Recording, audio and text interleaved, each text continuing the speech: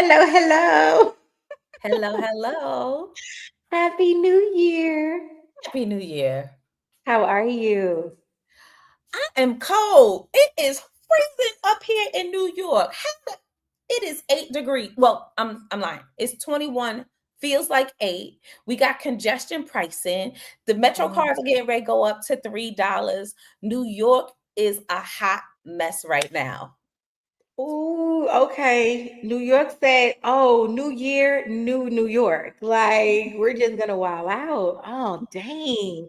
So it's cold all around the world. Like, it's legit cold everywhere because Georgia here is in like the 30s, 20s or so. I don't know. I stopped looking because it's discouraging, but I think it's like 32 degrees outside. I want no parts. Like, I moved here to avoid the cold temps. I heard the DMV got snowed in. My ex-husband and my daughter were like, yeah, snowmageddon happened. It's been snowing for like 3 days or something. I think they got like 6 inches, something crazy. So here's the thing I want to say before we start the show. If you know it's cold outside and you order DoorDash or Uber Eats or whatever, the Grubhubs, whatever those things are, please tip them people. Because if you don't want to take your behind outside in the cold, what makes you think they want to be out there? So tip them people because I'm sick of y'all. My poor niece, she drive for Uber Eats and her tips be just trash. So anyway, I'm sorry. That has nothing to do with the show. Hi, everybody. What's going Exactly. on, Jims and Jets? Happy New Year. Welcome to the Hustle and Shine podcast. Your hosts this evening are, Natima, Sheree, Queen Pin. and I'm Tiffany Mathias, the one true Phoenix. We are missing one host tonight. Our girl is having a whole meltdown right now. So send some love and prayers to Mel, the MV Pen. She is okay. She is not sick. She is just stressed out because life is so I tough. be life and yeah, she going through some things. So we definitely miss her. We certainly would love to come back to this, to the platform with all three of us. But don't worry, next week we will all be here because we are introducing and kicking off a series tonight called Issues. Yeah, we are talking all I about got different types issues. You of got issues. issues. We all got issues. We all I got think those issues. are the And I song know lyrics to something. And look, I know this time of year, right? Everybody wants to talk about goals and your vision for the year and vision boards and vision mirrors and t-shirts. I mean, it's so many things they do now. I just didn't really see the value in that if everyone's doing it. But I did see the value in discussing some issues that many of us don't address, which keeps us from reaching those goals and seeing that vision manifest. And so we want to do the hard thing. We are always doing the hard thing here on the Hustle and Shine podcast, but we want to do the hard thing and talk about issues. So Yeah. today, Tip, what are we starting with? What's our first issues topic? Well, we're gonna start with we're kicking off with mommy issues. Of course, we got to start with the mothers. But before Yeah. we get into the hard and heavy stuff, hold on. Let me hop over here because Mel's not here. And so, we got to do what we got to do over here. Y'all know what time it is. It is time to like, share, comment, subscribe. Go tell a friend to tell a friend they need to come on over here. It is 8 p.m. on Yeah. Facebook, Instagram, and YouTube Live. That means you should be watching the Hustle and Shine podcast with the Queen Pen, the Phoenix, and the MV Pen. So we're gonna give y'all a moment to do that because while y'all do, we haven't seen y'all since last year, and we've been up to some things. Yes, Just some absolutely. Tip, things. what have you been up to? How was your holidays, your new year, all the things? Um, they were very roller coaster, like some highs and some lows. But I closed out the year literally asleep. I set an alarm on New Year's Eve at around like 8:45ish to go off at 11:30 to wake me up. I had some Mhm. bubbly in the fridge, chilling, all that other stuff. I'm like, I'm gonna just take me a little cat nap. Yeah. Well, I slept through that alarm and woke up at 12:04 to the sounds of fireworks and gunshots. Oh, Bullet, come bullet on. from the Bronx. And then Oh, I was like, oh, okay. Happy good old New York New Year tradition. If there's no gunshots, did it really become the new year? Like that is the staple. That's when you know. Oh, Yeah. you slept in the new year. But how was your Christmas? Did you have a good Christmas? Christmas was good. Yep. And then as a whole, the family went to go see Mufasa. When I tell you we're a Lion King, we are diehard Lion King up in this family, right? So we went to go and see Mufasa because when the marketing first dropped, I was like, I know they not out here trying to make us feel sorry for Scar and turn our backs on Mufasa because that is never going to happen. So yeah, we went to the movie theater. We had the last row. We were in the movie theater where the wait staff comes and brings you your food. We was leaned back in the lounge chairs, 7 of us in the movie Yes. Is there any other way to see a film? Like, if theater. your theater's not like that, don't invite me. Like, we're not going anywhere that doesn't serve drinks and food at the seats. Yeah. That's so Yeah, dope. I haven't seen it yet. I did hear, it's isn't it awesome. Beyonce's child in it? Ain't one of her kids in it? So yes. Oh, and that was the other thing. So yes, Beyonce returns as the voice of Nala, and Blue Ivy makes her debut as Kiara, who is who is Simba and Nala's baby. There's Beyonce has minimal speaking parts in it. Blue, I think, did great. It's a child, and she was fine. The storyline itself, it was so dope. It was so dope. Yeah. It did make me feel empathetic towards Scar, not because of the whole thing between him and his brother, but it was a situation in which his father set him up from failure from jump. And I ain't gonna say Mm, nothing else from that. But yeah. Star's father was a BAMFer, and that's why Scar became who he became, because he had daddy issues. But that's the topic for next week. Yeah. See, and I like movies that reveal that single story because I think sometimes we see the end result of how people are, and then we're like, we have this whole opinion of them and this view of them based on that one act, but we don't really know their backstory that got them to that point. Now, here's the thing: there are some people I don't give a damn what you went through. You're just a terrible person. Trump, I don't care what you've been through. You're just a terrible person, right? But there are some people where you're like, oh, Bunkin, like that's your daddy's fault. Oh, your mother was horrible. Yeah, that's you probably could have had a better life with a better mother. So some folks are like that, but some people are like, no, you're just bad. Like you're just no, there's no hope for you. So that's You so good. what you mean Norman Bates could have had a better life if his mother hadn't been his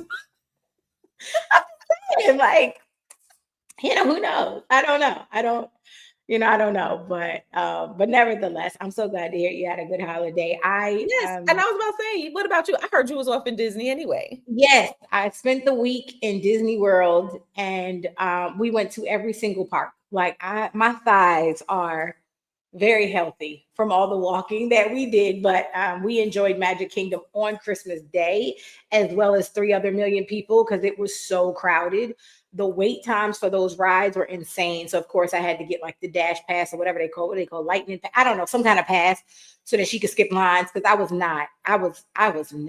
I said, send me the credit card bill. I refuse to stand in these lines. So anyway, we did that. That was great. She felt a little bougie, so I kind of liked it. Baby girl was like walking through the lines, like, yes, excuse me, to the front is where I go. So I love that for her. I love that energy for her, right? So that was really good. And then we did Epcot. We did the other parks, Island of Adventure, all the parks, and then we did the water park, which was actually open, and they heat the pools. So I had a great time. So yeah, that was really dope. And then New Year's, we went to church, and my baby was baptized. So that was an amazing experience for me. Yes, to see my 8-year-old baptized, and just that next milestone and step in her faith walk. It was just, and it was her decision. Like she had been asking for a while, can I be baptized? And I was like, do you understand what that really means? Like, what does it mean? And when she was finally able to tell me what it meant, I said, you're ready. Okay, let's do it. So she was baptized on New Year's, and it was just, oh God, I cried like a freaking baby. I was bawling, like my lash was like hanging off on the end. Somebody had to tap me, like, sis, just tear it off. Just don't even try to wear it no more tonight. But it was really, really good. And then my birthday was yesterday. Yes. Yes. The queen pen is a year older, and I'm so grateful. So grateful to see another year of life. I just enjoyed my day doing nothing. Like I did nothing. Like this scene is not for me. And when I mean this scene, meaning, the clubs and the lounges and the birthday bottles, and that's not for me. And I just wasn't in the mood to do anything. So I did nothing. And I had some Thai food and did a little bit more of nothing. And then got a lot of, love through Cash App and Zelle and a lot of calls and text messages. Okay, look, I want to say this real quick, Tiff, because tell me if this is you too. So my birthday is like 6 days after the new year. And then New Year's and my birthday, I usually get a bunch of Happy New Year, Happy Birthday texts, right? Normally, I don't know who the people are. I don't know these numbers in my phone. Like, I'm like, I don't have this saved. Who are you? Years prior, I would just let it go. I would just go, oh, thanks so much. And just not say that I have no freaking clue who you are. This year, I decided to be like, I'm living in a year of honesty. I said, I don't know you. Who is this? Thank you so much. Girl, I got cursed out like 3 times yesterday on my birthday. Wait, so back in the days, we were supposed to be like, new phone, who this? That's what you were supposed to do. I didn't want to lie. This is damn sure an old phone. I think this is still a 12 or a 13. Like, it's old. So I'm just, I'm trying to embrace, like, just honesty in every way, right? And so I just, girl, to get cursed out on my day by 3 different people, reveal who they were. So if you First of all, sorry. Exactly. Yeah. Unless they was like, girl, this is so-and-so, and planted a good visual of who it was that you was talking to, screw them people. You still ain't nobody. And now you're blocked. They was area codes I didn't recognize. I'm just sitting here trying to Google, what's a 290 area code? What's a 520 area code? I don't know. But you know what the kids did tell me? The kids said put the number in Cash App. I'm gonna try that. Yeah, because I didn't know, but I just felt like to get fussed out on my day. Like you could have waited till today to respond and say, which by the way, like I'm real mad that you ain't know who this is, but you fussed at me on my day. So anyway, but I'm gonna still do better this year. I don't care. I'm sticking to my year of absolute honesty. That's what I'm doing. So anyway, that's enough about me and my new year, my birthday, and my holiday. It was all great. We are so glad to be back. So glad that you are here. We see some of you in the comments. So of course, we're going to come over and show you some love. Let me scroll up. Yes, Bernadette says hello and welcome back, Diamonds. Happy New Year. Happy New Year to you, beautiful. Thank you so much for being here. We are so glad that you are with us. Shanny Boo, how my boo thing? She says, hello, ladies. Hi, Shanny. Hey. So glad to see you here. Michelle is in the building dropping diamonds. Hey, Shell Mac, thanks for being here. Mel says, sorry I couldn't be on today. Oh, it's okay, boo. Take care of yourself and your stuff. We will see you next week. Sweets Rights, aka Tierra Berry, says, hi, Diamond. Hey, love, how are you? Tierra up here with me reporting live every day how cold it is. She had me cracking up. One of her videos was like, it's cold out here again today. So however many layers you had on yesterday, put on one more. No, seriously, add another 1 or 2. Mel says, yay, Amaya. Thank you so much. She was so excited. Let me see if I missed anyone. Hey, Ty. Ty is in the building. Hey, Taisha, good to see you. All right, awesome sauce. So before we get started, for whatever reason, I am no longer connected. For those of you who know, I have been off social media for about 4 or 5 months now. I don't plan on ever returning. I don't miss it. But I do want people to be able to view the show. So if someone can do me a favor and go to Mel or Tiffany's page and share the live video to my page, you should be able to put it on my wall so that people who follow me can see it. Because for whatever reason, it disconnected my page and the Diamond Writers Facebook page. So someone can help me out with that. Mel says she's not going to be on next because it's her birthday. It's her birthday. Yep. That's right. It's okay. Okay, so we catch you week 3. We going to catch you on week 3. But yeah, if somebody could do that for me, please, and thank you. Just go to Tip's page or Mel's page and share it to the Diamond Writer page and share it to the Natima Sheree page, so people who follow those pages can actually view us tonight. Or feel free to tag people from your page and let them come on in and watch this. All right, Tip, go ahead and introduce the topic. Whoa, let's out. What we talking about? Okay. So we are talking about, so the show's called Mommy, Mama, Ma, Bruh. So first of all, if you have a child who is between the ages, I want to say 8 and 16, you probably been called bruh, whether you're the mom or the dad or the grandparent, because I don't know when I became bruh, but we're about to talk about toxic maternal relationships. Okay. Mm-hmm. Those bad Mm-hmm. mommies. Bad mommies. Yeah. Like, yeah, all mommies aren't good mommies. They're not. Mm-mm. What's the line you said? I liked it during our strategy call. What did you say? Mothers can be Um, deadbeats too. Yes, mothers could be deadbeats too. I like that because that's so real. And so that's what we're going to talk about. So, what we want to do first, obviously, we always like to unpack the problem. Like, we don't like to just talk about the problem and talk about the problem and talk about the problem. We want to unpack it, and then we're hoping to provide some solution and hoping to help you recognize where you actually may have some mommy issues. Some people think, like, oh, I didn't have a great relationship with my mother growing up, but I do now.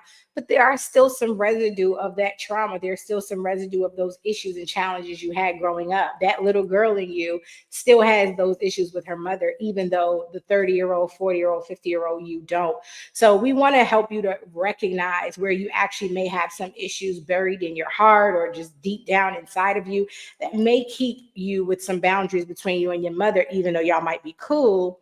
You may still have some resentment or some, some hatred for her. And so we want to help you with healing that. And then lastly, of course, we're going to talk about the prescription. What's the cure? Is there a cure? What are some things you can do intentionally? What are some things you can change to help you overcome those issues? Because they do affect us in other areas of our lives. So we want to talk about that. As always, we drop the disclaimer. We are not licensed or credentialed psychiatrists, psychologists, life coaches. We're none of those things. We are simply three women, when Mel is with us, that really love the journey of healing and want to help you. And so we've all had to overcome some type of issue in a relational form, whether mommy issue, daddy issue, or other. And so that's why we want to present this topic tonight. So stick with us.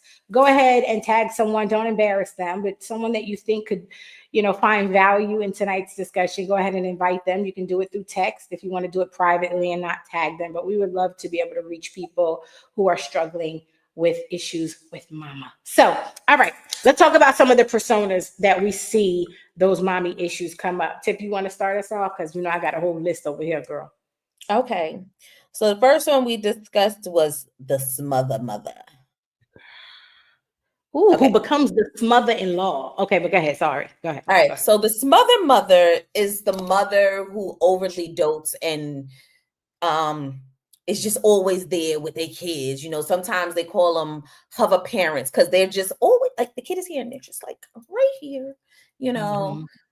they're always in the kid business, doesn't allow the kid to develop the social and emotional skills that they need, that they will need in life. And yeah, they're just always there. There's a smother.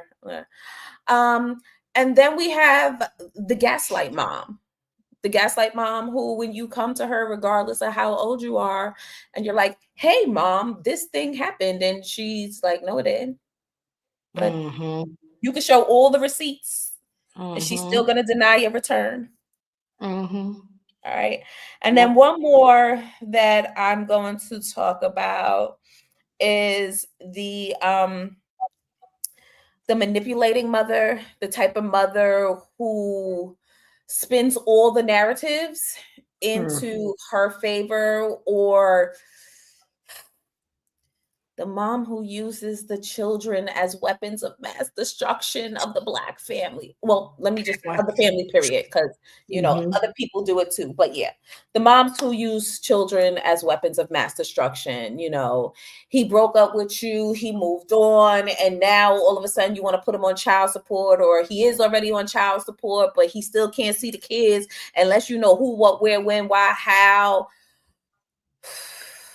I'm getting hot just thinking about a couple of those. Those are Ooh, you who see, I are had to put my hat down, right? Because I'm trying to keep myself. Yeah, yeah, those are good ones. I have over here, the mother and the lover, like those moms who think their son is her man. Like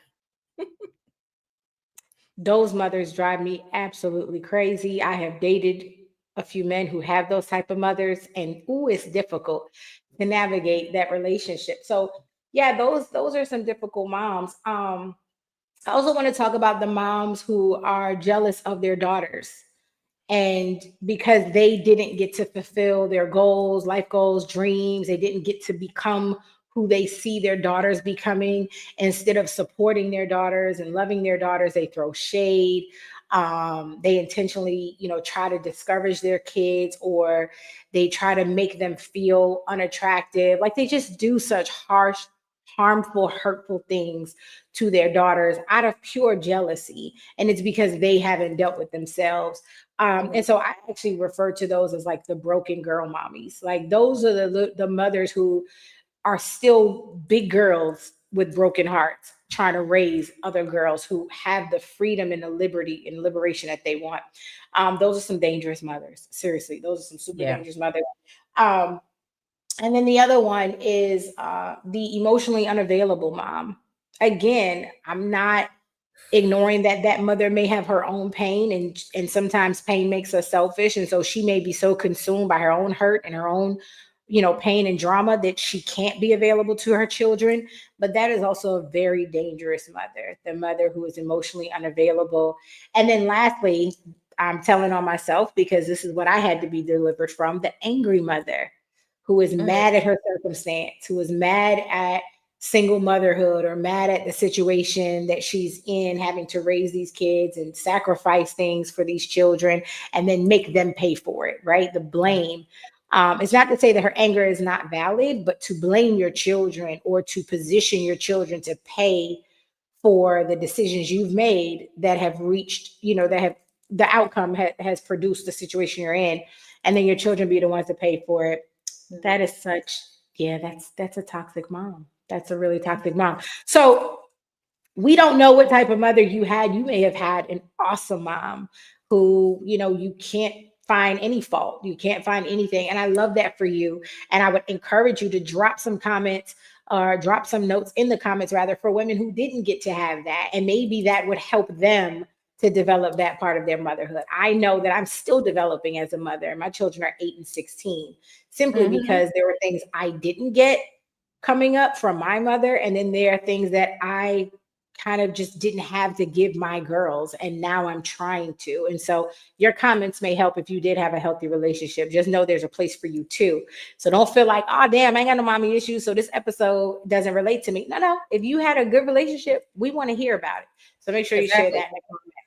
All right. So, Tip, let's talk about, let's transition now that we've kind of identified the personas, right? We've talked about the different types of mothers that bring issues into their children's lives, that create trauma, that create voids and holes, that create these things that they're going to have to lay on someone's couch one day to address, right? Let's talk about what those problems look like. Like, how do they show up in someone? So, like, take me for example. I have mommy issues, right? I love my mother dearly now. We're great now, but there are still some holes and some things I'm working out in therapy from my mother in my childhood and in my youth, that still hurt, right? That Yeah. still bother me, that are still destroying parts of me. What does that look like for men and women? And I know it's different for men and Mhm. for women. So let's tackle women first. What are some signs that, like, yeah, she got some mommy issues? Well, some signs, according to the research that we've done, that she has mommy issues. One could be her lack of boundaries. she wasn't taught early on, or he may have not Yeah. been taught early on how to set healthy boundaries within their relationships. Yeah. Also, they lack the emotional growth and intelligence it takes to have loving conversations within their intimate partner relationships with you, or sometimes even with just other people, because they weren't taught. But Yeah. another thing that happens is they allow themselves to be used and abused. They Mm. allow themselves they overextend themselves to other people. And sometimes this is because of seeking it as a child from their mother: recognition, praise, love, affection, devotion, these Yeah. things. Either they did certain things and maybe she responded, maybe she didn't, but it taught them, like, if I do these things with other people, then maybe I will get love then too. Mm. That's so true. All right, so I just got a text from a viewer who said, hey, no shade, but y'all didn't define mommy issues. Y'all didn't give any definitions, which y'all normally do. So you're Oh, absolutely right. Our here we bad. Thank you for watching and texting and letting me know to do that. So I'll first define, that's hilarious. I'll first define mommy issues. Okay, so mommy issues as we know it, as you can Google and probably see online, um, is really it's things that you've experienced. They're psychological. I'll say that they're psychological things that you've experienced in childhood, from a strained or unhealthy relationship with your mother, whether it was abuse, neglect, absence. There are a lot of people who mothers didn't raise them, right? So there are a number of different ways that mommy issues are formed. Overprotection, as Tiff said earlier in the show, you know, unhealthy attachment to the child, inconsistent parenting, a mom who is dealing with grief and is, no longer emotionally available. We talked about that as well. Those are some of the ways that children and young adults can develop mommy issues when their mother demonstrates or displays some of the things that we just mentioned. So Mhm. thank you for the text and reminding us to define that. Sorry that we didn't do that. All Yeah. right, let's go back to where we were. Sorry, Mo. Go Right. ahead, Tim. So there was a particular wow, and I know I'm getting ready to say it wrong, but in my head I'm hearing you say the lover mother or something like Oh, that. the Which one? mother. No, the mother who develops unhealthy attachments and connections to her son. And Yeah. Oh, the so mother and the lover. Yeah, the mother lover. the Yeah. mother lover, right? Yeah. And so an example of that, as we were discussing, well, first of all, let's bring it back around. So this is a woman, particularly possibly a single mom, or a mom who may be in a relationship, but in essence is still single because she's doing things without the support of a partner. But she has sons who she is raising to be a perfect man for her, Mm-hmm. Yep. you know. Um, and then in doing so, research for this, one of the people that came across my threshold was people believe Lala Anthony and her son Cayenne have an unhealthy relationship. So Cayenne Anthony. She was criticized for saying in an interview that he's her best friend, and then in turn, he actually has a tattoo of her on his forearm. And he's only 17 years old. And so they're saying that this type of connection, this type of bond isn't healthy for either of them. So this is a sign of what we mean when we talk about mommy, the development of mommy issues. I'm not saying Cayenne has mommy issues. What we're Right. saying is there are things that are happening that could lead to mommy issues. And Yeah. in that type of specific mother of being the lover mother, who then leads into the, what did you call her, the smother-in-law? This mother-in-law, yeah, because she hasn't, she hasn't detached from her son. Like, scripture says that a man would leave his mother and father and cleave to his wife. There are so many men who are married but have never cleaved because they are still attached to their mothers, in an unhealthy way. Okay, I ain't gonna say ungodly way because who am I? But it is not healthy and it don't look right. Yeah. And so the scenario that usually comes up is you have the son who is driving a car, and then the mother and the daughter, or Yep, the mother and the significant other fight over who's going to the be front in the seat. front seat. Is it the Yep, mother or? I'm gonna tell you this, right?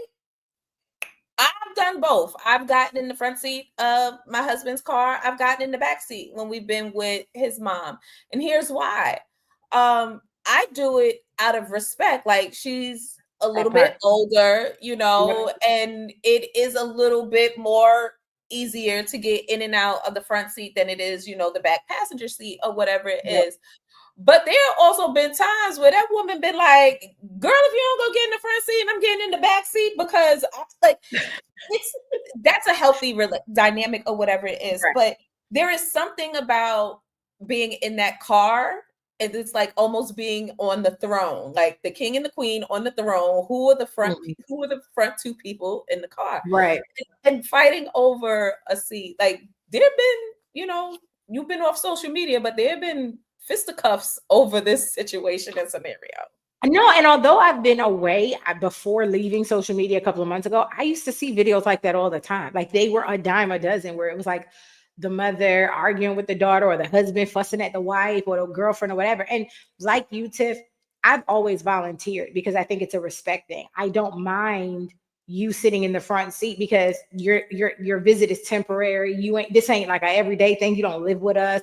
So I never really had an issue when I was married, or even in, relationships. I don't have an issue with the mom sitting in the front seat.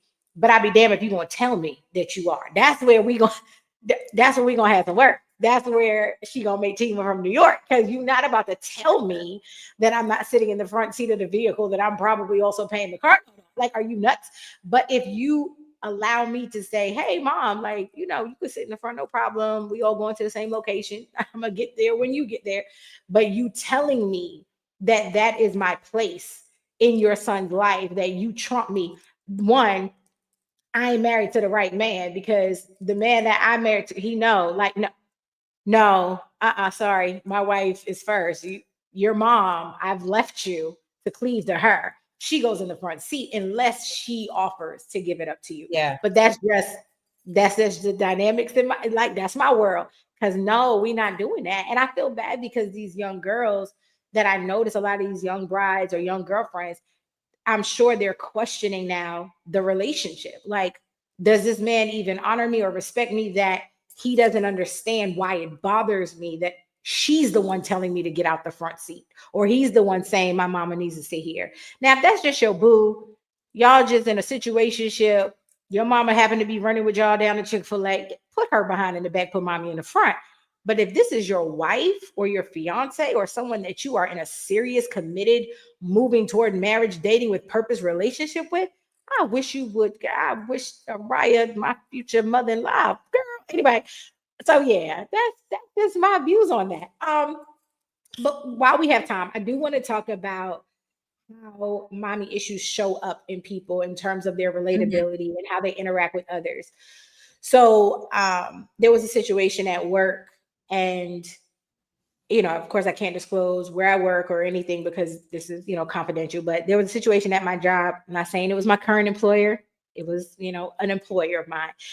And one of my coworkers had an issue with her boss. Her boss was extremely aggressive, and it was only toward the women on the team. He was very rude to them.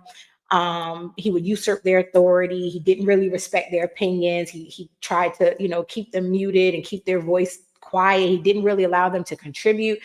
And so eventually, he had gotten written up enough with HR, and it was his termination, and they were having his exit interview. And he was very apologetic because during the time of all of his write-ups and all of these things, he started to examine himself. He started to do that introspective work, and he realized it was mommy issues.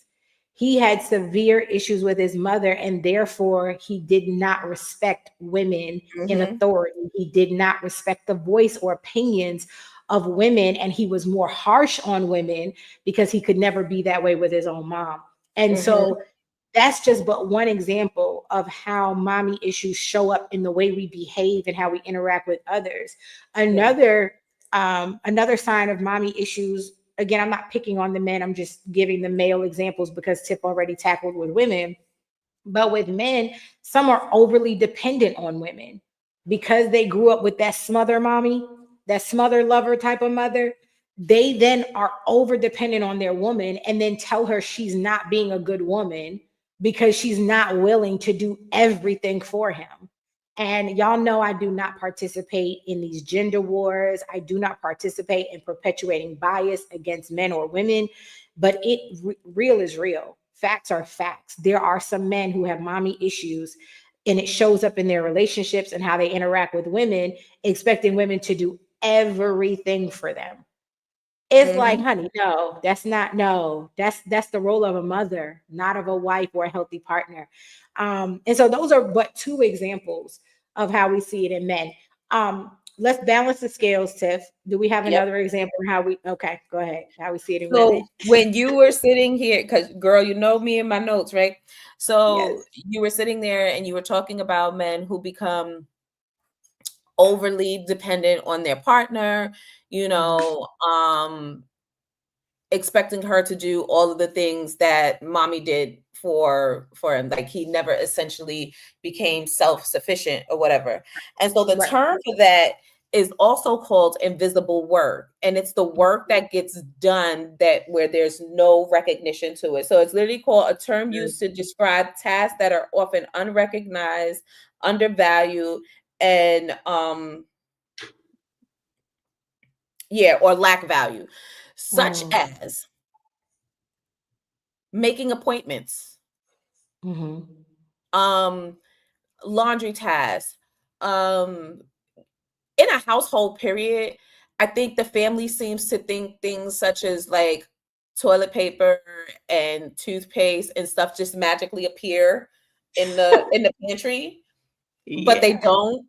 Like somebody has to actually do it, and heaven forbid, it runs out. It's like, oh my God, how did you not? That's invisible work there. And so when it Right. shows up in a relationship, it could be very, it's going to be very lopsided for Mm. the parties that are involved. And again, something Yeah. like this stems from having someone always do something for you versus Mm-hmm. teaching you how to do it.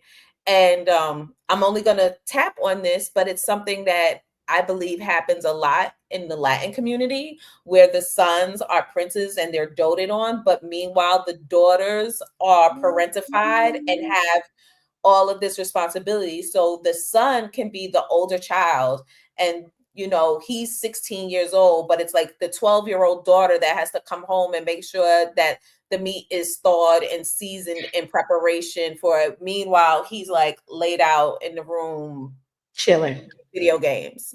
That part. That And what's the quote?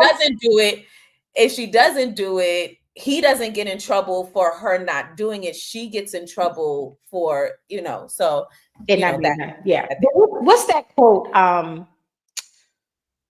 Women will love their sons and raise their daughters. That's, yes. oh my gosh. Oh gosh. Yes, that's it. That's the one right there.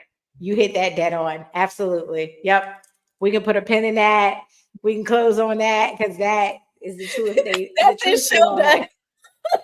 No, it got me shook because it's so true. Like it's so true.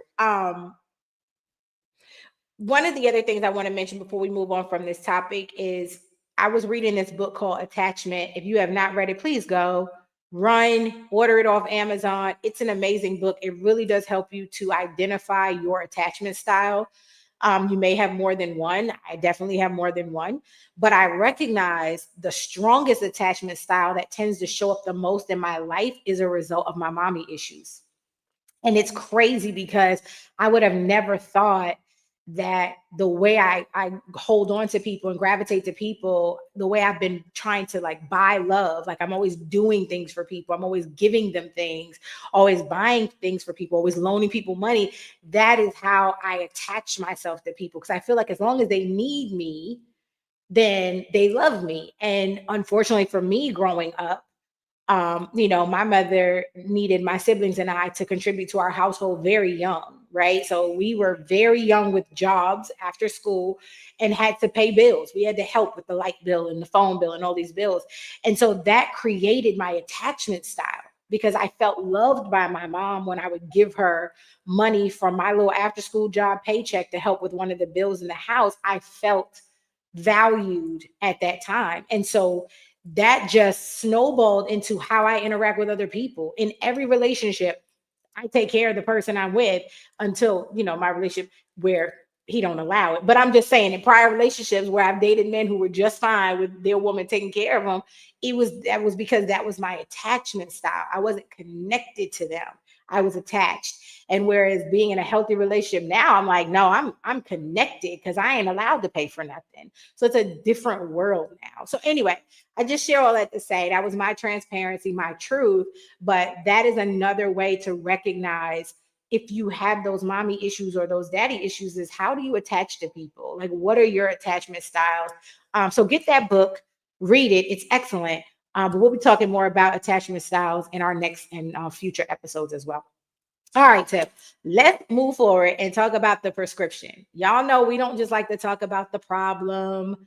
We want to give you some solutions. We want to do our best to help you. Now, of course, we can't cure this for you. There is not a remedy or actual prescription that can cure your mommy issues. But we do hope that having conversations about it and maybe offering you something to consider will put you in position to start healing some of your mommy issues. If your mother is no longer living, and so you don't have the luxury of working through it with her, there are still ways that you can heal your mommy issues through therapy, through journaling, through prayer, other types of counseling, things like that. But for those of you whose mothers are still here and still with us, and you would really like to overcome your mommy issues, you want them to stop impacting your relationships with others, you want to be able to get some girlfriends, okay? Because some of y'all can't make friends with women because of your mommy issues. These are just a few things that we think might help. All right, so Tip, I'll let you go first. Well, the first thing that I'm going to do is I'm going to preach what I practice, which is reparenting little Tiffany. Come on. All Come right. on. So, similar to Tima here, I had to learn the difference between my love languages, right? So, not only how I want to receive love, but how I give love. And for the longest time, I thought my love language was gifts, like, and it didn't need to be anything of a huge significant value as being my. No, what I learned is my outward love language, how I show love, is through gifts, Mm. because we grew up poor. We didn't, outside of like Christmas, we didn't get gifts. We got new clothes in end of August, September for back to school. Then we got some re-ups in December, and then we probably didn't get anything new again. You know how we got summer clothes? We cut the jeans and the shorts, right? That's what it was. We got hand-me-down. So Same. my mother was upcycling before there was a such thing as upcycling. So what I realized is I show love by gifting, because I am trying to give all the things that I felt or that I thought that I didn't get. What my actual love Mm. language is words of affirmation. Girl, if you verbally rain love and kudos and affection on me, I will bust out bawling. It is one of the most uncomfortable things for me to experience. Not that my mother and my father didn't tell me that they loved me, but it's the tone and the manner in which it's given. So, reparenting Mm. yourself, recognizing like, hey, there were some deficiencies in how it was that I was raised. And instead of pointing the finger at your parents, whether they are here or they're not, what you can actually do is go back and be like, okay, I know I have this wounded inner child in me who shows up in my life every time you act out and you cursing and you screaming, you having temper tantrums, you're lacking the ability to express what it is that you need to say. That is your wounded inner child showing up in your adult life, and they are wreaking havoc in it, right? Go back and start Mhm. reparenting that child. Do the things for yourself that you would have wanted to do.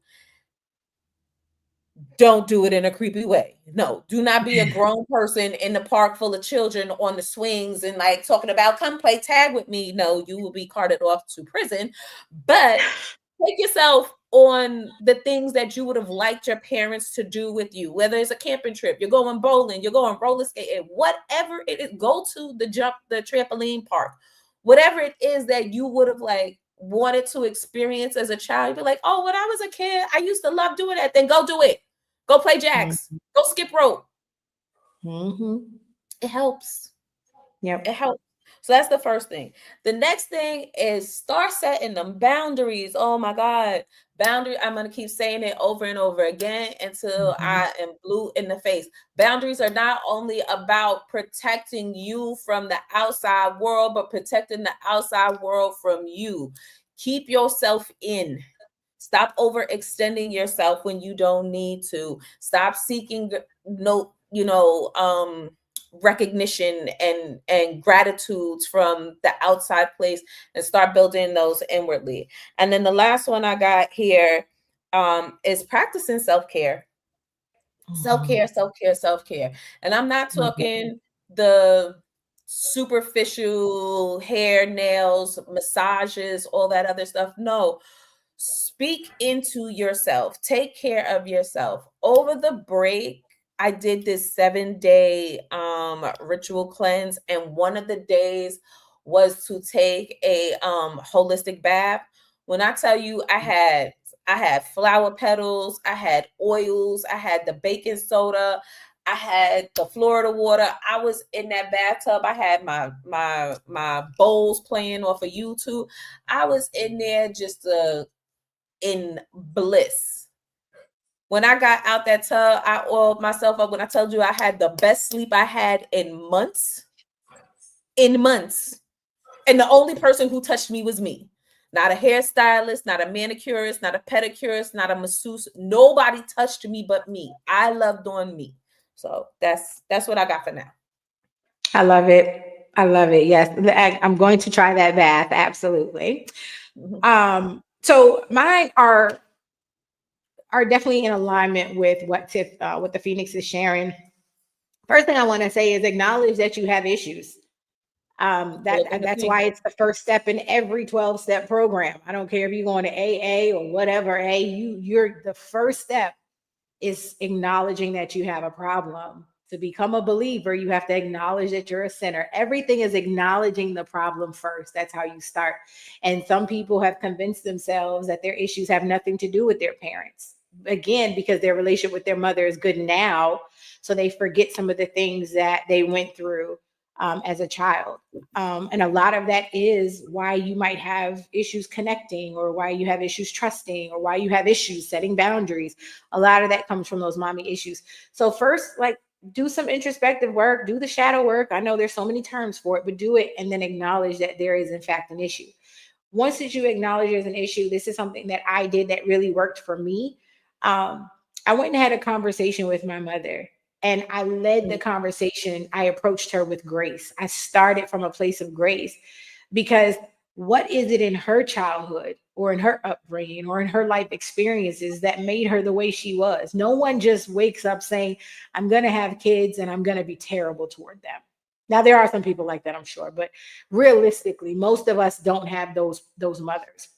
We don't have mothers who said, I can't wait to have a baby, go through the pain of labor and delivery, only to Ruin be it. horrible to my child, to be a toxic mother, to cause issues and trauma to my child. No one does that. And so clearly there's something in your mother's past and in her life and in her generational pattern that needs to be acknowledged. And sometimes our parents are ashamed. They are doing their best to hide and save face for us, and they don't realize in doing that they're causing us more harm. And that's something I had to recognize as a parent myself. I was so busy trying to save face with my daughters that when I showed them the real me, the hurt me, they were much more understanding as to why certain things weren't happening or were happening. So go get to know your mother again. Find out what she's been through. Maybe your mother has trauma of her own that keeps her from connecting with you. That's why she's not emotionally available, because something in her was broken as a child or as a teen or as an early, woman. Maybe your father played a role or other men in her life. I don't know. I'm just trying to say, like, your mother is a person too. And so hearing her story and allowing her to tell you more about her will maybe help you to understand, okay, this makes sense. Now that I'm a grown woman and I've had experiences, I get now why my mom's like that. Yeah. The next thing I want you to do, and I know this is going to be hard for you, is I want you to forgive. Forgiveness is so hard because it's like we feel like we deserve an explanation and we feel like we deserve an apology, but you may not ever get it.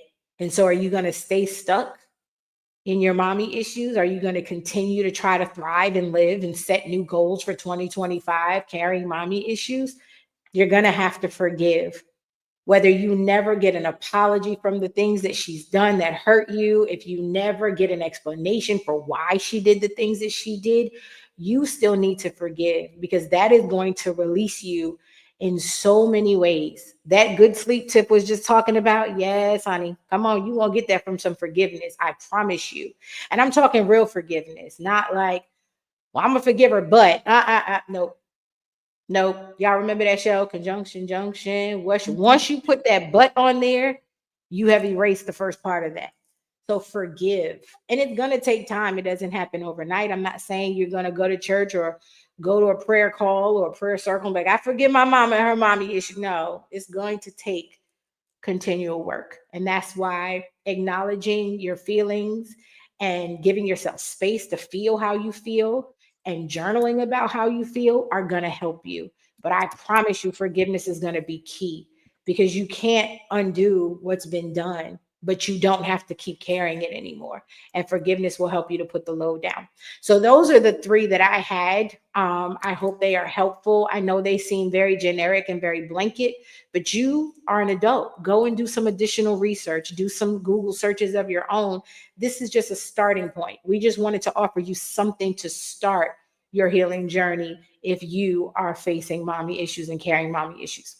All right, so we are close to that time, Tiff. We are at that time. So I want to wrap up the show. Anything else you wanted to say on the persona, the problem, or the prescription? No. What I will say though is you were sitting here and you were talking about releasing and forgiveness. And if some of these people who are watching this podcast were following the Diamond Writers, they would have known that we launched a 4-part journaling series on Sunday that just passed. And guess who facilitated, and guess what the topic was? Talk about it. Yes. It was me. It was Tiffany. Yes. It was the Phoenix. And amazing. We literally did a whole journaling session on being focused on your goals and how to let go of the past so you can move forward for your future. Yes. There's a new one coming up this week too. I forget who's on this week. We could talk about that in the close. And I bet you we don't have the flyer in here because we don't. I forgot to upload it. I meant to do that. It was on my to-do list. I kind of just skipped over it and then was like, I'll come back to it, and never came back to it. But I'm gonna get it up. I'm gonna get it up. But yes, absolutely. We did journal about releasing from our past and how it keeps us from our goals and it keeps us from our vision for our lives. And that's why, honestly, Phoenix, I wanted to talk about this, because I just feel like we are so fixated on the routine of vision boards at the top of the year and setting goals at the top of the year. But there are so many issues that get in the way. We create our own roadblocks and stumbling blocks and walls because we haven't dealt with what's in us that's keeping us from seeing ourselves in those spaces. That's a big part of reaching goals. Do you even see yourself there? So I'm glad that we're talking about this and how your journaling session really helped to launch exactly what this episode is about. So yeah. You got a gym? You got a gym? I have one more shameless plug that okay, go ahead. Book number 5, when it comes out in April, read the chapter Audacity to Forgive. Yes. All of this. Y'all are in my wheel Period. though right now. But yes, I do have a gem. I have I the love it. cutest, simplest gem for this evening. Y'all ready for it? Yes. Give grace, hold space, love each other properly every day. Say that again. Give grace, hold space, and love each other properly every day. Oh my God, I love that. I We love that putting so that on much. a t-shirt. Give grace, hold space. I love that. Oh, that's good. Okay. Somebody drop that in the comments for us, please, and thank you. All right. So my gem for tonight. Oh, I didn't prepare anything, but y'all know I always got something to say. I talk a lot. What I will say, I'm doing a personal study on the difference between transactional preachers and transformational preachers. And one of the things that I uncovered about transactional preachers and why they are trending and why they are famous and popular and all of that is because of us. Because we like to gravitate toward people who tell us that even though we mess up and even though we sin and even though we lie and even though we raggedy and trifling, and we're still great because God loves us anyway, right? Um, and although that way may be very true, God definitely does still love us. You need to work on you. You need to work on you. And so my gem for tonight is make sure at the top of that goal list and the biggest photo in that vision board is you. Do work on yourself for real this year, not just body augmentation and trips to the gym and finding new social activities. No, do some real work on yourself. What does your heart look like? What is your mindset? What is your spirit like? Are you jealous of people? Are you truly an introvert, or do you just not like dealing with people because that's just your personality? Like let's stop using all of these things that make us comfortable in our mess and actually get out of our mess. Like y'all are so beautiful on the other side of your mess. We are beautiful on the other side of our mess. And so take the journey of really, really healing yourself for real, like all of you. Every part of who you are deserves to be whole. And so that is my gem for tonight. You may not have liked it. You may not have received it. You may have dropped off because you didn't want to hear it. And that's so fine because I answered to God and not you. And so I had to say what I had to say. So anyway, that's all I have tonight. Tip, anything else we need to let the gems and gens know before we drop? Yes. Go to where Where the stuff at? website? You need the Yeah, website? yes. Go to www.diamondwriters.com/events. There is still time to register for the 3 remaining journaling sessions that are happening on Sunday evenings at 6 p.m. Eastern Standard Time. This is 60 minutes of healing. It is a safe space. Next week is being led by I don't know who, but Yeah. oh wait, it's being led. Oh, It's that's my led by your partner. partner. Yeah. That's my partner, Lady J.A. So, yes, come on through. Make sure you registered. If not for all the remaining 3, at least one of them, I promise you, you are going to walk away with a lighter heart and open mind and a new tool in your toolbox to be able to navigate this thing called life.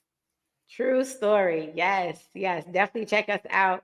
Of course, come back. We will be talking daddy issues next week. We were very strategic in addressing mommy issues first because I feel like men feel attacked.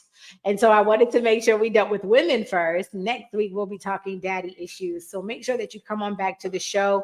Know that our intentions are to help you to heal, not to attack you or to make you feel bad about anything that you may have experienced or faced, but honestly, to help you get through it and past it and become better despite it. So that's all we have for tonight. Until next time, y'all know what to do. Continue to hustle The hustle and and shine. shine. Bye. Good night, y'all. Let's go. Let's go.